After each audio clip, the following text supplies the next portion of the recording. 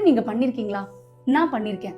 நம்ம என்ன நினைக்கிறோம், கோவம் வந்ததுன்னா இந்த மாதிரி டோரை உடைக்கிறது, இல்லைன்னா மற்றவங்களை பார்த்து திட்டுறது, கத்துறது, இல்லைன்னா அடிக்கிறது, இப்படி பண்ணா நம்மளுடைய கோவம் கம்மியாயிடும் அப்படின்னு. இந்த மாதிரி நீங்க நினைக்கிறீங்க தானே? ஆனா கிடையாது. Let's talk about our mind.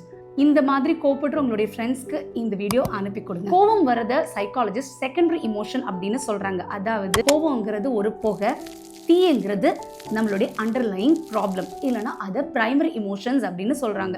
கோவம் வரும்போது நமக்கு உள்ளாடி பயம் இருக்கலாம், பெயின் இருக்கலாம், இல்லைன்னா ரிஜெக்ஷன், லோன்லினஸ். ஸோ ஏதோ ஒரு ரீசனால தான் நம்ம கோவப்படுறோம். என்ன ரீசன் அப்படிங்கிறத நம்ம புரிஞ்சுக்கிறதுக்கு ட்ரை பண்ணணும். ஸோ நெக்ஸ்ட் டைம் நீங்கள் டோரை லாக் பண்ணுறதுக்கு முன்னாடி கொஞ்சம் நிதானமாக யோசிங்க, ஏன் நான் கோவப்படுறேன், இதுக்கான பிரைமரி இமோஷன் என்னது அப்படின்னு.